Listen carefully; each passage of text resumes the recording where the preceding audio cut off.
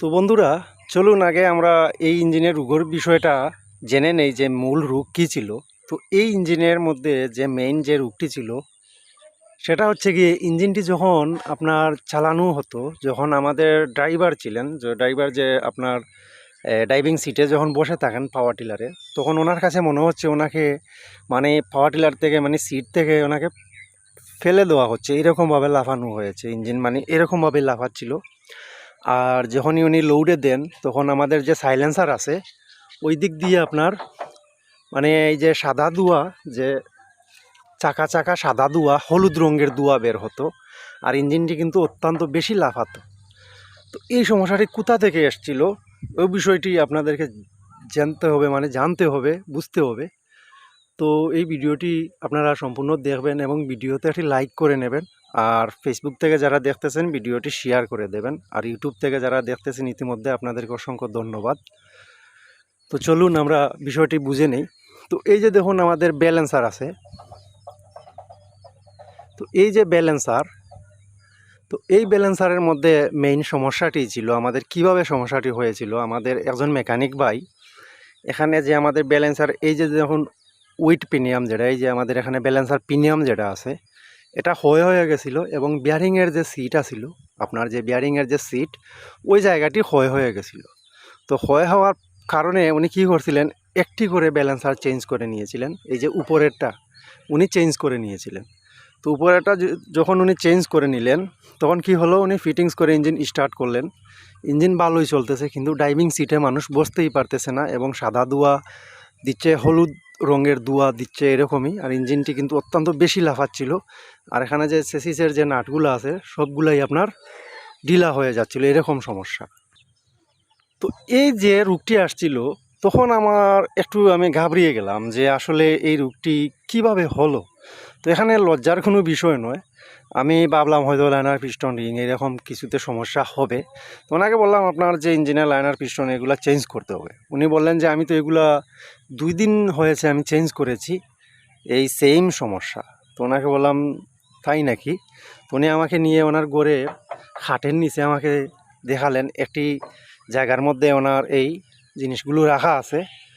তখন এরকম দেখতেছি হঠাৎ দেখি এরকম একটি ব্যালেন্সার, মানে ওয়েট দেখা যাচ্ছে রুমে ওই পুরনো পার্সের পাশে। তখন আমি জিজ্ঞেস করলাম আসলে আপনি এটা কেন? তো উনি বললেন আমি এটাও চেঞ্জ করেছি। আমি বললাম আপনার যে মেইন রোগ হচ্ছে কি আপনার এই জায়গায়, আপনি এটা চেঞ্জ করার কারণে আপনার এই ইঞ্জিনে এই সমস্যাটি আসছে। কিন্তু উনি আমার এই কথাকে কোনো গুরুত্বই দিচ্ছেন না। উনি বলেন এত এত নতুন পার্টস লাগিয়েছে আর শুধু এটার কারণে এরকম সমস্যা আসবে এটা কখনোই না, সম্ভবই না, মানে এরকমই। তো আমি বললাম যে আপনি যদি আপনার ইঞ্জিন কাজ করাতে চান তাহলে আপনি আমার এই ফর্মুলা আপনারা মানতে হবে, আমি এই ইঞ্জিনের রোগটি আমি মানে শেষ করে দেব বা নিরাময় করে দেব। তো উনি হয়তো বললেন যে আচ্ছা ঠিক আছে আপনি গিয়ে কাজ করুন। তো আমি গেলাম কাজ করতে। তো কাজে যাওয়ার পর কি হয়েছে, আমার ইঞ্জিনে আমি এই ওইটা পুরোনোটাকে আমি একটি ওয়ার্কশপের মাঝে নিয়ে গেলাম, নিয়ে আমাদের যে সিটগুলো আছে আমি জ্বালাই করে ওইগুলোকে আগে মানে বরাট করে নিয়েছি। বরাট করার পর আমি গ্রাইন্ড মেশিন দিয়ে ওইটা কাজ করলাম। কাজ করার পরে আমি ওই পুরনো উইট খুলে নিলাম, যেটা উনি চেঞ্জ করেছিলেন ওই উইট খুলে নিলাম। খুলে নেওয়ার পরে উনি বললেন এটা যে খারাপ হয়ে গেছে উইট, আপনি এটার প্রমাণ দিন। তখন আমি ভাবলাম যে ওনার কাছে এটার প্রমাণ দিতেই হবে। তখন আমি বললাম আপনি গিয়ে একটি কাজ করুন, দাড়িপাল্লা নিয়ে আসুন। উনি গিয়ে দাড়িপাল্লা নিয়ে আসলেন।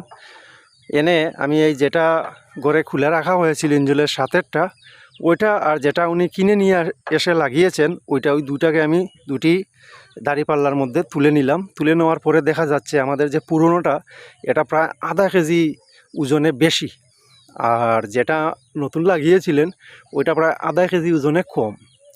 তো ওনাকে বললাম এই যে দেখুন আপনার রূপ। তখনই উনি একটি মুচকি হাসি মানে হাসি দিয়ে উনি অত্যন্ত খুশি হলেন। তারপরে উনি আরও উৎসাহ পেলেন, বললেন যে আপনি কাজ করুন। তারপরে আমি আমার এই পুরোনোটাকে কাজ করে লাগিয়ে দেখা যাচ্ছে আলহামদুলিল্লাহ ইঞ্জিনটি একদমই পুরোপুরি পারফেক্টভাবেই ঠিক হয়ে গেছে।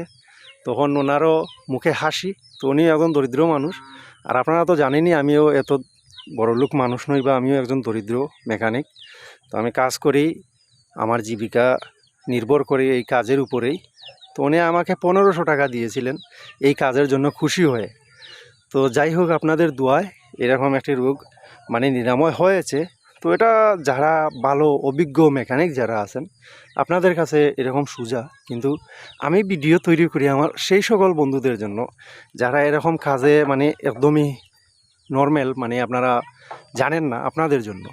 তো আমার ভিডিওতে কিছু পণ্ডিত আছেন যারা আপনারা কমেন্টে বলেন এটা একটি কাজ হলো, এটা একদমই সহজ কাজ, এটা কিসের মানে এই সেই ট্যাং ম্যাং এরকম করে আপনারা কমেন্ট করেন।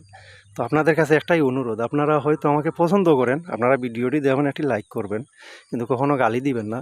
আপনাদের হাতে পায়ে ধরে একটি রিকোয়েস্ট করলাম। তো সবাই ভালো থাকবেন, সুস্থ থাকবেন। আর আজকের ভিডিওটি কেমন হয়েছে কমেন্টে বলবেন। আর ভিডিওটি অবশ্যই একটি লাইক করে শেয়ার করে দেবেন। আর এরকম সমস্যা হলে এই ভিডিওটি আপনারা মনে রাখবেন।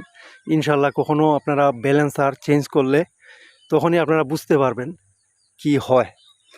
তো আজকের মতো আমি বিদায় নিচ্ছি। সবাই ভালো থাকবেন। আসসালামু আলাইকুম।